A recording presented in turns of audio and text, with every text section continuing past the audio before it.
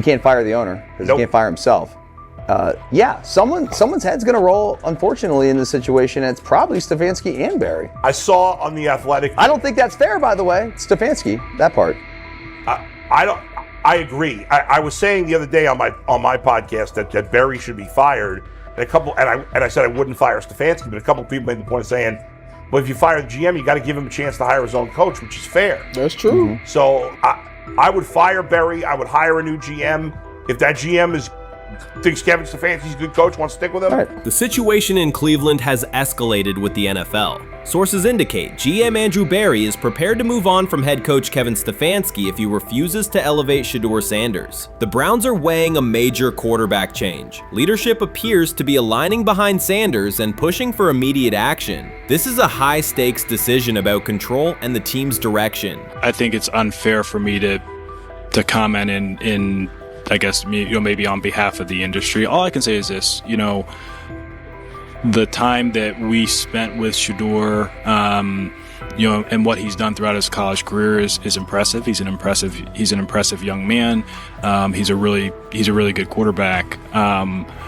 Sometimes, fit comes into play. And I'd also say this, there are 4 more rounds of the draft. And then maybe lastly, it's less about where you get picked and what you do after you get picked. That's really the most important thing.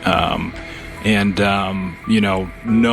to know him over the course of the spring, he has a ton of resolve. Andrew Barry appears to be at a breaking point. Pressure from fans and within the organization to play Shedeur Sanders is intensifying. Barry is pushing for a move towards Sanders, while head coach Kevin Stefanski remains cautious about altering the depth chart. The divide is clear. One side wants acceleration, the other a measured rollout. The organization is under heavy scrutiny, and the focus has shifted to when, not if, Sanders sees the field. Has the 4th highest odds of any head coach this season to be fired. He's clearly on the hot seat. It's been a discussion for really a couple of years now, dating back to last season's 3-win season. And he's always had kind of hot and cold seasons. And now the sports books are saying he's 4th on the list. Number 1 is Mike McDaniel of the Miami Dolphins, Brian Dable of the Giants at 2, Shane Steichen at 3, and there is Kevin Stefanski plus 650 to be fired. This has moved beyond tension to outright stubbornness. Rather than elevating Shedeur Sanders, the staff has chosen Dillon Gabriel. The current depth chart looks less like a forward plan and more like resistance to change. Fans have been clear about who they expect to see, yet the organization keeps delaying. Every week without a real evaluation of Sanders slows development and blurs accountability. Cleveland is choosing a conservative approach when a decisive decision is needed, sending a message of uncertainty to both the locker room and the city. Now being the 3rd-string quarterback for the Cleveland Browns, was that so much was made out of unbelievable. He actually made the team as the 3rd-string quarterback. Like that was a big deal. Like that was somewhat of a surprise to a lot of people. He should have been the first pick in the draft. Kevin Stefanski appears to be doubling down to validate his approach. Despite sustained demand from Browns fans to see Shedeur Sanders reflected in chants, merchandise, and constant discussion, he continues to keep Dillon Gabriel in front on the depth chart. The decision functions as an assertion of control rather than a response to momentum. Even with clear signals from the fan base, Stefanski is staying with Gabriel and delaying a full evaluation of Sanders. It is a deliberate choice to maintain his plan and pacing, not to accelerate change. Cleveland is prioritizing continuity over recalibration, keeping any transition to Sanders on hold. But yeah, I mean, the Browns are in a tough spot. They have wasted.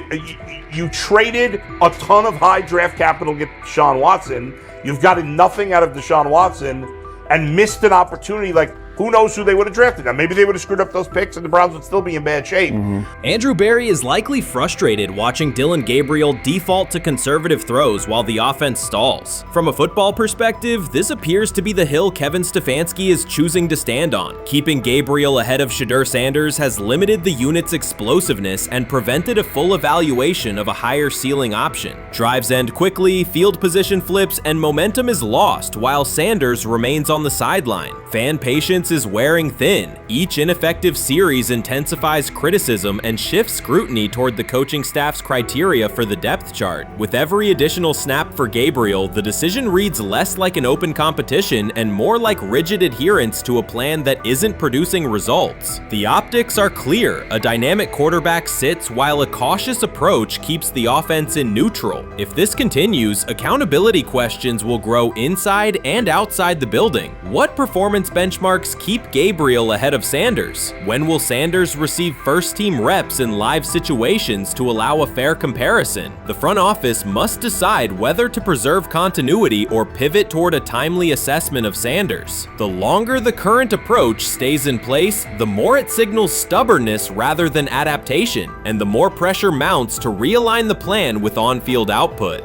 I honestly see it happening if the Browns lose a bunch of games. Like if they get 5 wins or less, I see the report coming out now that Stefanski will be fired. I don't want it to happen. I want the Browns to be good, win a bunch of games. I think that they're going to be a team that is slept on and can at least get 7 wins, which is why if they don't, I see Stefanski getting all the blame for that, and there'll be a new coach in Cleveland. Because their players, to me, are there once again. We've talked about the incredible rookie class. The approach in Cleveland lacks consistency. One week, Andrew Berry signals he wants Shedeur Sanders on the field. The next, Dillon Gabriel gets the reps and the plan stays conservative. Through it all, Kevin Stefanski shows limited urgency despite pressure on his job security. Fans are asking for an offense that can push the ball, change field position, and produce points. Instead, the unit leans on short throws and cautious sequencing. Gabriel's play keeps the ceiling low and momentum static, while a full evaluation of Sanders is postponed. The result is growing frustration and a clear disconnect between the front office, coaching staff, and expectations in the stadium. The NFL tried to teach him and his father a lesson. You don't act like that. You don't talk like that before a draft. We'll show you how our game is played. We will watch you plummet all the way. I think he would have gone undrafted except for that owner in Cleveland. And he is the key to everything because he is something of an against the grain maverick owner. He's kind of a wannabe Jerry. Fan speculation is growing. Some believe Kevin Stefanski lacks confidence in Shedeur Sanders. Others think he's prioritizing Dillon Gabriel for reasons unrelated to performance. A more extreme view claims Stefanski is manipulating outcomes to secure a buyout. Whatever the motive, the risk is clear. This approach is straining his relationship with GM Andrew Berry and alienating the fan base. Pressure is rising, Berry's patience is running out, and supporters have shifted from requests to demands. If the current plan continues, calls for a change in quarterback and accountability will intensify. Shedeur is lighting it up in practice every day. You're not even a half bit curious to see what he could do with the ones. That makes no sense. And then on top of all of that, you got players going on podcasts and talking to people in the media saying this guy is really good. Like this guy is legit. So even your peers respect you enough. How is it that the coaches can't see that? It always starts with the players, where the player's like, hey, you see that? You seen that pass he threw? The Cleveland Browns were taken by surprise when quarterback Shedeur Sanders stepped in for first-team snaps, asserting control of the drill and instantly highlighting deficiencies across the rest of the room. His confident command forced coaches to pause practice clips, reevaluate progressions, and consider immediate adjustments to the depth chart. Within minutes, discussions spread throughout the facility and online forums as fans weighed what Sanders showing means for the current starters. The organization now faces an urgent, data-driven decision on whether Sanders should move up permanently. Shedeur Sanders arrived at Browns practice, took several first-team reps, and the entire quarterback group immediately felt the pressure. Coaches erased the whiteboard and reviewed their plans. Staff members exchanged concerned comments, and observers began asking whether Sanders was positioned to assume a larger role. Tony, every year we see at least 1 to 2 teams, they were in last place in their division the year before, no one thought they'd be good, and then they were good. It almost seems like no one's even assuming the Browns can be that, but we see it happen every year. And I get the quarterback stuff, but correct me if I'm wrong, Tony, the Browns are trying to run the football, play good defense, not turn the ball over in the passing game, and try and take advantage when they can, correct? That's what they're trying to do. That was the 2020 offense. The Cleveland Browns are still searching for stability at quarterback. Deshaun Watson is yet to deliver consistent starter-level production that justifies his contract, and each game renews doubts about whether he can regain peak form. Behind him, rookie Dorian Thompson-Robinson shows promise but remains inexperienced and unpolished. Coaches are evaluating alternatives each week and may need to adjust the depth chart if progress stalls. The roster around them is built to contend now, so ongoing uncertainty under center is increasingly costly. As we talk about, we do believe in best player available. We do believe in positional value, and we didn't necessarily expect him to be available in the in the 5th round, and so we love adding competition to every position room and adding him to compete with the guys that are already in there. We felt like that was the appropriate thing to do. The Browns quarterback group is unsettled. Deshaun Watson has yet to provide the reliable, high-level play his contract demands, while rookie Dorian Thompson-Robinson remains promising but unpolished. Depth behind them consists mostly of veterans whose experience lies more in holding clipboards than leading offenses. The coaching staff needs an immediate answer, not a 3-year development project. Shedeur Sanders enters as that potential solution. At Colorado, he passed for more than 3,200 yards despite working behind one of college football's poorest offensive lines, consistently demonstrating poise, quick processing, and accurate ball placement under heavy pressure. Film shows steady reads and disciplined footwork, traits that offset concerns that his profile is built on family name or media attention. Cleveland viewed the signing as a low-risk, high-reward move. Early in camp, Sanders received a handful of first-team snaps intended merely as an evaluation. Those plays quickly changed practice tempo. The ball came out on time, receivers hit their landmarks, and the defense struggled to adjust. Coaches immediately expanded the review, using phrases such as evaluate every option, an indication that the depth chart was no longer fixed. Watson sensed the scrutiny. Thompson-Robinson increased his urgency. Within minutes, competition in the quarterback room intensified. Sanders repeated that performance in subsequent sessions. His footwork remained clean, progression sharp, and throws firm and precise. Each strong rep forced staff to reassess the plan to keep him buried on the developmental track. The broader context magnifies the pressure. Cleveland's roster is built to contend now. Fans are weary of quarterback turnover, and the front office cannot afford another costly misstep under center. Around the league, rookie passers rarely wait multiple seasons anymore. Joe Burrow, Justin Herbert, CJ Stroud, and even late pick Brock Purdy established that precedent. If Watson opens the regular season and struggles, public calls for Sanders will grow, especially if the rookie flashes in preseason. Alternatively, another team could attempt to acquire him if Cleveland hesitates to elevate his role. Each scenario underscores the same reality. Sanders' emergence has turned a routine camp evaluation into a critical decision point for the franchise. And we saw Dylan Gabriel go 11-11 with the first team, Shedeur Sanders go 11-11 with the second unit. So that was really the big wrinkle today. Yes, and of course, it was the first time that we have seen Shedeur Sanders get any of those coveted 11-on-11 reps. Of course, again, it wasn't with the first team offense or against the first team defense, but it's progress. And that means that he's going in the right direction, that the arrow is pointing up. He's coming up the learning curve. So that's good for him. And I actually thought just overall, he had a better day than Dylan had today. He completed more passes. He was more on point. In fact, in that 11-on-11 period, he threw a near touchdown. Desperation can push franchises toward aggressive decisions, especially when their quarterback options appear unconvincing or outdated. One scenario now emerging is that Sanders earns enough confidence to take full preseason reps with the starters, forcing Cleveland to revisit a depth chart it believed was settled at the beginning of July. His practices demonstrate that the excitement around him is grounded in measurable performance. Accurate, high-velocity passes against first-team defenses, and confident command of the huddle. Each strong outing also heightens league-wide interest. Rival scouts adjust evaluations, and general managers revisit their notes, aware that a viable young quarterback may soon become available. Inside the facility, the personnel staff must balance short-term results with long-term roster planning, knowing that an early move could reshape salary cap allocations and locker room dynamics. The pressure on Watson and Thompson Robinson escalates accordingly. Both must produce visible progress to maintain their current roles.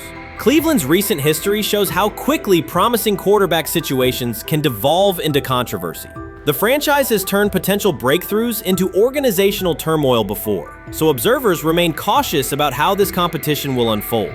You first, when you take a look at both of these QBs, who had the most impressive start so far in the preseason?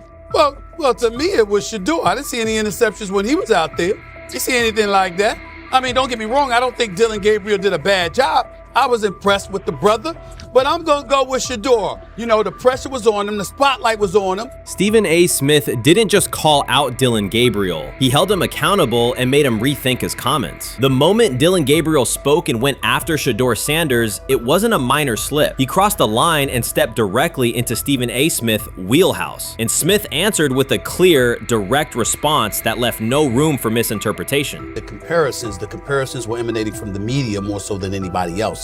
And that's what I think, that's exactly who I think he was directing his comments towards. Having said that, Dillon Gabriel, respectfully, it was stupid. A very dumb comment to make. First of all, let me tell you something right now.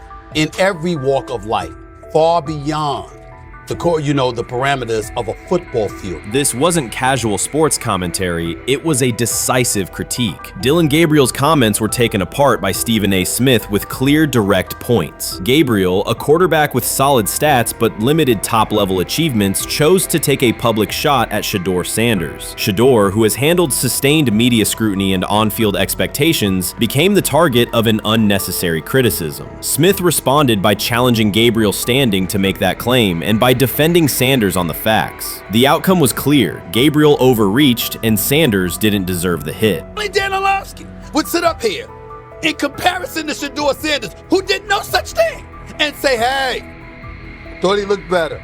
I got to give him the edge here. I thought it wasn't bad. A pick six and a fumble, and we can get over fumbles. Have you heard anybody say that? I know it's possible. Have you ever heard anybody say, we get over? Stephen A. Smith responded immediately. As soon as Dillon Gabriel made his comments about Shedeur Sanders, Smith delivered a clear, point-by-point critique that drew national attention across the NCAA media cycle. Dillon Gabriel has a reputation as a good quarterback, not a dominant one. He can post strong numbers against opponents like Tulsa, but his performance has been inconsistent when the stakes and competition rise to playoff level. Well, those who produce get treated differently than those who don't.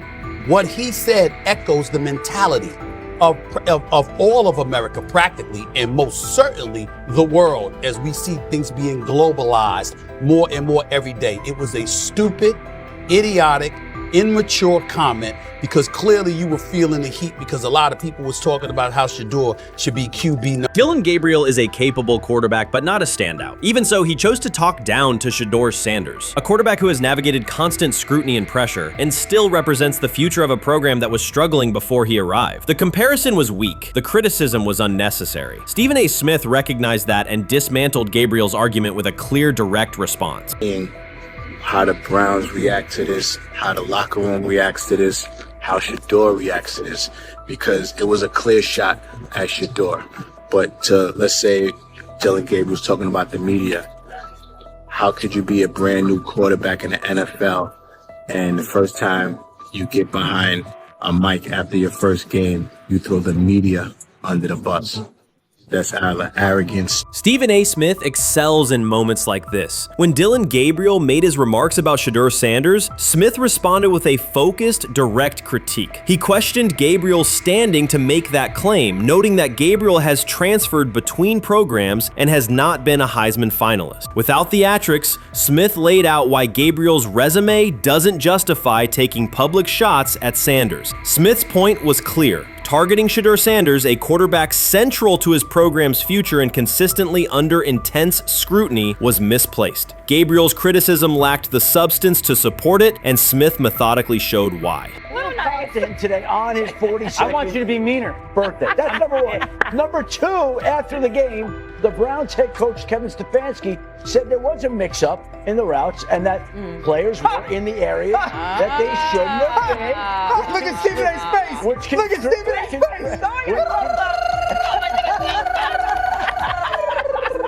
Look at his face.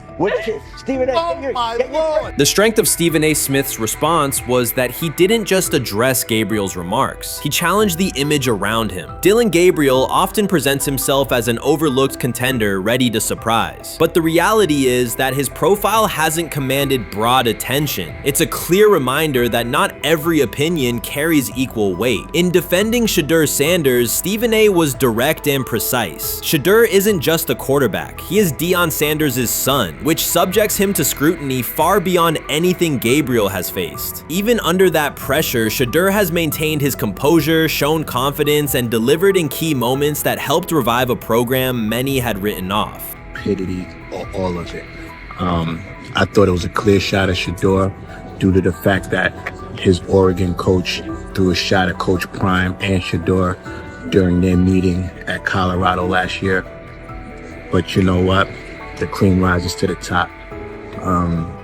Let's see what happens this week. I see a lot of the media talking about they think it was about the media and not about Shedeur.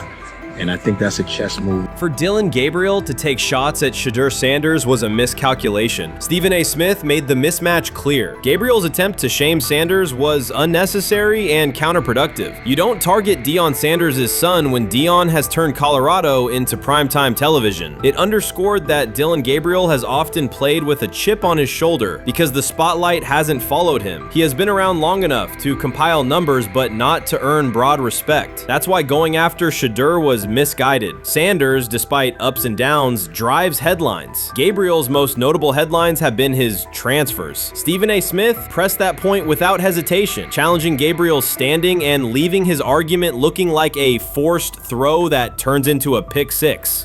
You know what? Still needs to thank me a little bit more for that restaurant I treated him and his family to because it was big time and stopped embarrassing me by going places and trying to use coupons. That's how pathetic he is.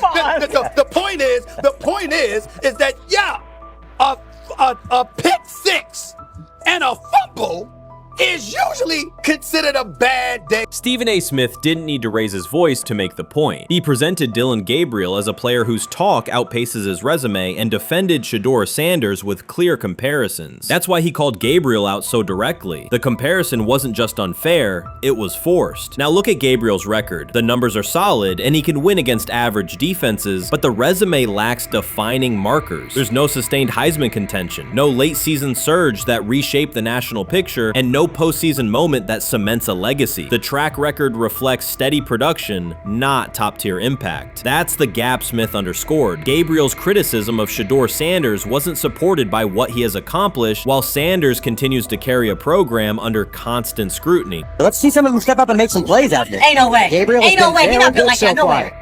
And this one is picked off and going back the other way. Oh my God, why did he stop playing? Now it's a foot race. And that is that. They told me bust out my AP, perfect timing. H-time, we about to get legendary. Shedeur start the next game, baby. Shout out Dylan though, you know what I'm saying? Bro, I love you, my heart. What am I bigger than cheese, bro? You know what I'm saying? But Shedeur got it. Shedeur Sanders is a national brand who draws viewers for both performance and result. Dylan Gabriel's attempt to diminish him read as resentment. And Stephen A. Smith called out the insecurity and lack of awareness directly. Colorado under Deion Sanders is prime time and Shedeur sits at the center of that spotlight. If Gabriel expected the sports world to agree while he took a shot at Shedeur, he misread the moment. Smith dismantled the argument and questioned the credibility behind it. Gabriel will move on. He'll keep playing, give interviews, and have fans, but this exchange will trail his media profile as a reminder of a misstep. It's a clear example of a resume that doesn't justify taking public aim at a quarterback carrying that level of scrutiny and responsibility. For the Cleveland Browns preseason game today is that the way that some white folks watched Shedeur Sanders last week is the way that some black folks were watching Dylan Gabriel today. And it's not Dylan Gabriel for Dylan Gabriel's sake. Most folks don't have a problem with Dylan Gabriel. It's what he represents, which is the disrespect of a black person for no other apparent reason then they are a confident black person. Dillon Gabriel thought he was aiming up. Instead, he was placed back among quarterbacks who are good but not great. Stephen A. Smith made the central point. Dillon Gabriel doesn't shape the conversation. Sports are about narrative as much as numbers, and Gabriel's story doesn't move the culture, while Shedeur Sanders does. Smith highlighted that contrast clearly. By the end, Gabriel's credibility had taken a measurable hit. The critique was decisive and sent a broader message to any player considering public shots at Shedeur Sanders. If you step into that debate, you will be held to a higher standard and your resume will be tested. Dillon Gabriel learned that the hard way. You made an interesting point. So I tend to have the drip, drip, drip. This was my Johnny Manziel theory, is that everybody makes mistakes, especially when you're young. But if I see 2, 3, 4, 5, then you've got a plumbing issue. It's not just you didn't close the faucet. So there's about 6 pieces of video in college where Shedeur was a little bit of a brat, whatever. Then there's the legendary cringy draft room. Didn't love that as a B prospect. Then there's back-to-back speeding tickets, both over 90, and a missed arraignment. The NFL is navigating unexpected headlines after a former Browns coach publicly defended Shedeur Sanders in response to reports of multiple speeding tickets. The coach's statement has sparked extensive online debate. Supporters welcome the show of loyalty, while critics question the motive. Sanders now finds himself at the center of an unforeseen controversy, and observers want to know why a Cleveland coach is standing so firmly in his corner. The story is developing rapidly and continues to draw intense attention. When it came out that he got a speeding ticket, I said it's not really that big a deal. I feel very differently about it now. Over 40 miles an hour over the speed limit, less than 2 weeks after you just got a ticket. I don't know if that's entitlement or immaturity. There's got to be some teams that are feeling very good right now that they didn't draft him. Observers are focusing on Shedeur Sanders' recent speeding ticket, treating the violation as a measure of his character and sidelining his athletic, academic, and philanthropic accomplishments. The incident, driving 15 miles per hour over the limit in a borrowed Lamborghini, has drawn sharp criticism. In response, a former Cleveland Browns coach has taken the opportunity to comment, even though the franchise is widely viewed as unstable due to its frequent coaching changes and limited on-field success. By defending Sanders, he presents himself as an authority on discipline and leadership. The statement, coming from an organization seldom praised for stability, has nonetheless attracted considerable attention across the league. You want to defend him a little bit. I thought this was an interesting take. Yeah, I thought it was really interesting that you said you were out because of the speeding tickets. To me, that's such a minor thing. You were so high on him in terms of his completion percentage in OTAs, and I thought that was a little aggressive on your part. But with the speeding tickets, I got a speeding ticket the first night of the draft, my first year there. I thought maybe I'd get the benefit of the doubt, but they gave it to me anyways. As soon as the former Browns coach defended Shedeur Sanders, social media erupted with commentary, resembling the volume of draft night coverage. Posts and opinions appeared within minutes, and criticism escalated rapidly. Detractors amplified Sanders' minor speeding violation, while supporters argued that such reactions were disproportionate to a single traffic citation. Shedeur Sanders received 2 speeding citations, and the minor traffic issue quickly drew national attention. Before considering the former Browns coach's response, it is useful to clarify the facts. Sanders, son of Pro Football Hall of Famer Deion Sanders and a current college quarterback, was twice ticketed for exceeding the limit while driving a high-performance vehicle. Commentary on social media escalated rapidly, with critics framing the incident as a significant character concern, even as the league has historically tolerated far more serious legal transgressions. Stepping into the debate, a former Cleveland Browns coach, best known for a tenure filled with losses and contested decisions, issued a strong public defense. He argued that 2 speeding tickets should not define Sanders' reputation or overshadow his on-field talent and community work, urging a balanced assessment of the player's actions. I don't love it from a 5th-round draft pick. I don't love that it happened multiple times, but I do think that this is the first time he's been away from his dad, and there's gonna be some growing pains now. Would I sell my stock on it like you are? Not because of a couple speeding tickets, especially in light of the problems that Brown's quarterback room has had to deal with legally in the last few years. I mean, this is This is nothing. The debate quickly shifted from 2 speeding citations to broader claims about integrity, growth, and leadership. The former Browns coach framed the infractions as moments for personal development and urged observers to view them in context. Critics responded forcefully. Some called for disciplinary action, others questioned Deion Sanders' parenting, and a few sought to discredit the coach himself, despite his professional record already being widely analyzed across the league. The reaction underscores an apparent inconsistency in public standards. Fans often overlook on-field confrontations, heated sideline arguments, and other significant controversies, yet they treated Sanders' routine traffic offenses, speeding without evidence of reckless endangerment, as indicators of serious character flaws. If such minor violations were adopted as the primary measure of morality in professional football, many players would face similar criticism. Sports media amplified the story almost immediately. Television panels dissected Shedeur Sanders' decision-making, treating 2 speeding tickets as indicators of deeper character concerns. Networks aired detailed segments under banners such as red flags and road rage, repeatedly questioning whether the citations might affect his draft evaluation. Although Sanders is already regarded as a first-round prospect, analysts emphasize that NFL teams value discipline and legal awareness when forming final assessments. Many commentators overlook the fact that other high-profile players have faced more serious offenses without similar scrutiny. Throughout the coverage, the former Browns coach defended Sanders, portraying him as a talented quarterback subjected to disproportionate criticism in a culture that expects near-perfect conduct. His argument was thorough and methodical, asserting that the traffic violation should not overshadow Sanders' skills, work ethic, or future potential. Commentators point out that the coach's intervention was not entirely selfless. He recognized the publicity potential. One day he was an overlooked figure from a struggling Browns era, the next he was a trending name across sports media. The discussion quickly expanded beyond Sanders' speeding citations to questions of image management and narrative control. Critics demanded disciplinary measures, public apologies, team sanctions, and formal statements, yet their objections seemed directed less at the traffic infractions themselves and more at Sanders' high profile, confidence, and resistance to traditional expectations. In practical terms, Sanders' brand remains intact. The coach secures renewed relevance, and the episode supplies another headline in the ongoing story of modern football. The next time Sanders is seen in a high-performance car, the debate will likely reignite, focused not on speed limits, but on the broader culture of the league. Meanwhile, new voices continue to join the conversation. Broadcaster Colin Cowherd has already weighed in, offering his own reassessment of the incident and its broader implications. Breaking news, Shedeur Sanders last night was pulled over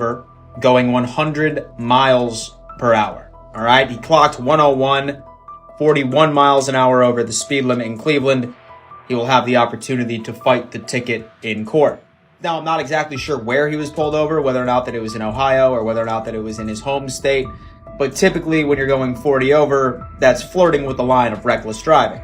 Folks, I gotta tell you, I don't understand what it is with these young men driving at absurd speed. Colin Cowherd's view of Shedeur Sanders shifted abruptly. Days after praising the quarterback's poise and skill, he appeared on air to declare that Sanders is overhyped, unfocused, and distracted by celebrity. The reversal was immediate, without any gradual reconsideration. Cowherd now frames Sanders' 2 speeding tickets as evidence of poor judgment, even though he has defended other quarterbacks facing far more serious off-field issues. The sudden, wholesale withdrawal of support leaves viewers questioning the consistency of Cowherd's criteria and illustrates how quickly media narratives can change when minor incidents receive outsized attention. This is okay.